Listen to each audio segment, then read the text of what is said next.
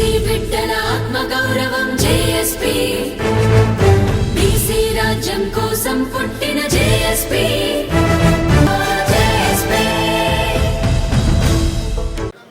आधा मन संचालन हमारे प्रेसिडेंट मोमेंटो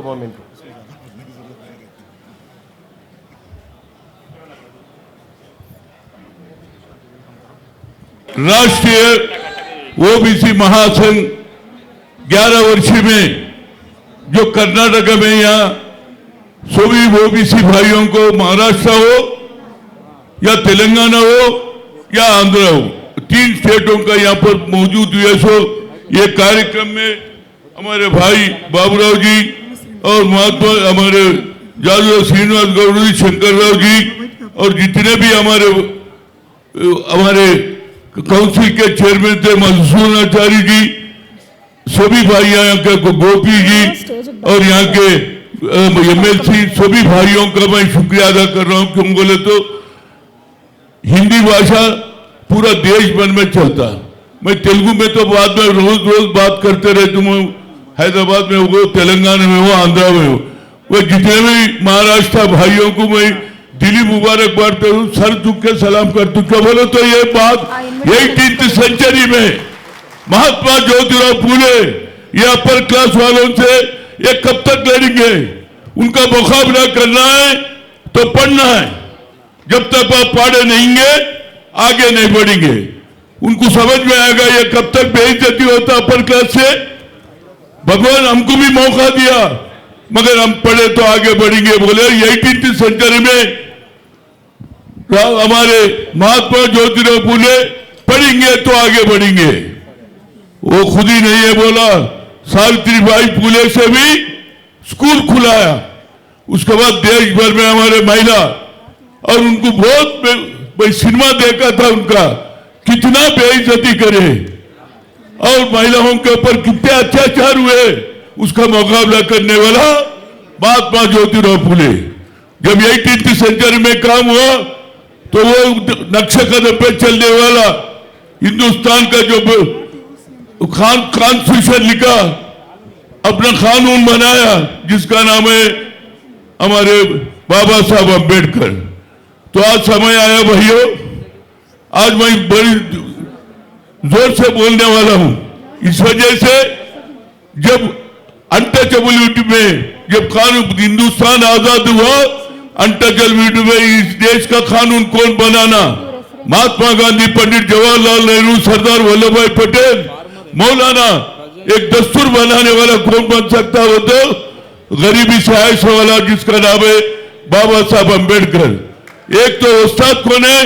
महात्मा ज्योतिराव, उनका शिशु कौन है? बाबा साहब अम्बेडकर कानून बनाए। अनटचेबिलिटी में SC/ST को सब मिल सकता, उनका रिजर्वेशन है, मगर हमको देखने वाला कोई नहीं है भैया। एक लीडर आ गया कन्याकुमारी से कश्मीर चलने के बाद, एक नौजवान लीडर बोला मैं अब तक SC/ST को अन्याय हो रहा समझा, मगर सबसे ज्यादा ओबीसी को हो रहा। जब कन्याकुमारी से कश्मीर चलने के बाद उनको गरीबों से मिला, किसानों से मिला, अनएम्प्लॉयड से मिलने के बाद उनको एक सोच आया, we come to the power, will conduct caste wise census. जितना हिस्सेदारी उतनी भागीदारी बोला। हिंदुस्तान में आज तक कोई नहीं बोला। मैं जितने भी मुख्यमंत्रियों को देखा, प्रधानमंत्री को देखा, एक ही बोलने वाला जिसका नाम है राहुल गांधी। अरे भैया आज क्या हुआ? सर बोल के निकाले। पहले तो वोट चोरी हुआ, महाराष्ट्र में हुआ और सभी जगह हुआ, वो हरियाणा में हुआ, वेस्ट बंगाल में हुआ। अब सर बोल के आई स्पेशल इंसेंटिव रिवीजन बोले। अरे भैया हम क्या गलती कर रहे भैया? SC/ST का रखते हो, ओबीसी का नाम निकाल देते हो। अरे ओबीसी का आबादी 60% है, हमारा जाति बहुत है। मैं समझता हूं 170-180 कम्युनिटी से 2 भी है, हजाम है, गरीबी भी है, मगर हमारा हिसाब नहीं होता भैया। ये कब तक चलेंगे भैया? जब बोला हिंदुस्तान का जो चीफ जस्टिस बोला, सूर्यकांत बोला ये गलत है। कोई गया जाके कानून के हमारे सुप्रीम कोर्ट जाके बोलता कि रिजर्वेशन निकाल देना, अरे भैया कैसा निकालते, मगर सूर्यकांत बोलो no, unless we can make this reservation, caste wise census करेंगे तो उनकी आबादी होती, नौकरी में चांस मिलता, उनकी पढ़ाई में चांस मिलता, बोले तो अभी तक नहीं हो रहा।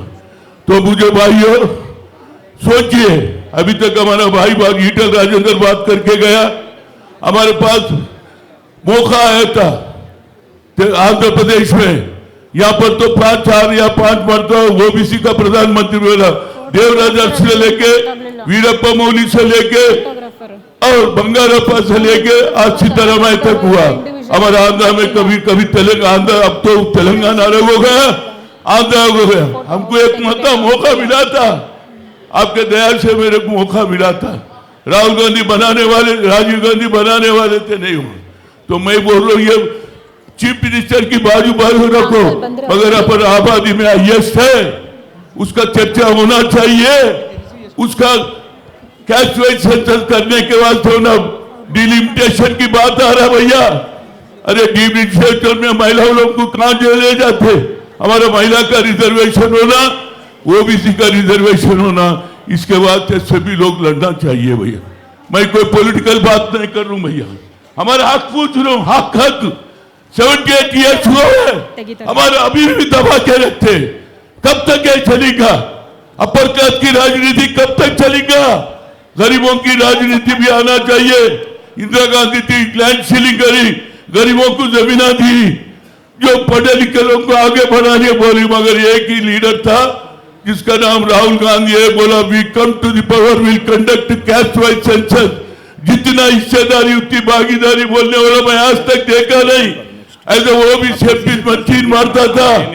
IIT IIM में रिजर्वेशन की बात आई, सुप्रीम कोर्ट डिले कर दी, no question of IIT and IIM बोला। मैं सोनिया गांधी करे गया, madam we are coming from the local language, but talent is not anybody's property, God has given to everybody, we should give opportunity. बोले क्या करना, बोले why don't you put a word to the prime minister doctor Manmohan Singh.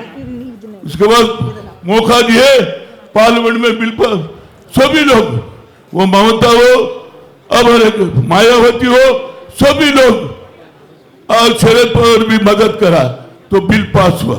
आज IIT में हमारे लड़के, हमारे खवातीन, हमारे बहना 1,30,000 का तनख्वाह उतारे, all India institute of medical sciences में डॉक्टर बने। ये टैलेंट है, हमारे टैलेंट को देखो बोले, खाली अमीरों में टैलेंट नहीं है, गरीबों में भी रहता। तो इस वजह से सभी भाइयों से जो देश में आए, सभी भाई में हमारे DK शिव कुमार साहब आएंगे, उन्हें 15 मिनट का टाइम दिया, वहां मौका नहीं मिलता बोल के मैं पहले ही बात करूं। मैं DK शिव कुमार का शुक्रिया अदा कर रहा हूँ। ओबीसी मीटिंग में आना क्यों बोलता, हमारा वोट ज्यादा है रे भैया, जो भी लीडर बनता हमारा वोट से बनता। जब तक SC/ST वोट नहीं डालेगा, माइनॉरिटी नहीं डालेगा, कोई नहीं जीत सकता। आबादी में हम 60% है। तो हमारे DK शिव कुमार, इससे पहले सीतारामैया भूतपूर्व चीफ मिनिस्टर है, 2 मरतबा बने, अभी हमारा भाई DK शिव कुमार बना, वो आएंगे बराबर, उन्होंने भी आपको संबोधित करेंगे, मगर उनको भी सोचना चाहिए कर्नाटक में ओबीसी की आबादी ज्यादा है, बराबर उनको सही मौका देना बोल के रिक्वेस्ट कर रहा हूं। और फिर एक मरतबा देश भर में जब तक कैस्ट वाइज नहीं होगा, अपने आगे नहीं बढ़ेंगे। उसके बाद हर नौजवान और बहन और खवातीन लड़ना चाहिए, नहीं लड़ेंगे तो कोई हक मिलेगा नहीं। बच्चा पास रोए तो माँ दूध देती, वैसे ही अपना लड़ना है। जो ये हक को दिया बाबा साहब अम्बेडकर हक दिया, इस हक का इस्तेमाल करो बोल के बोलते हुए मैं सभी भाइयों का जो महाराष्ट्र से है, तेलंगाना से है और आंध्र से सभी भाई बहनों को मैं शुक्रिया अदा। डिप्टी CM साहब भी आने वाले महाराष्ट्र से, और हमारे भवन साहब बहुत काम करते, ओबीसी का मैं उनका भी शुक्रिया। ऐसे जाजुल श्रीनिवास बड़ा लड़ने वाला है, देश भर में घूमता और कोई पार्टी से ताल्लुकात नहीं है उसको, वो भी इसी का हिस्सा ही बात करता। मैं उनका भी शुक्रिया अदा करते हुए मैं कहता रहूं, जय BC, जय महात्मा ज्योतिराव फूले, वो जो जोहार, वो ज्योतिराव फूले, वो ज्योतिराव फूले। Thank you.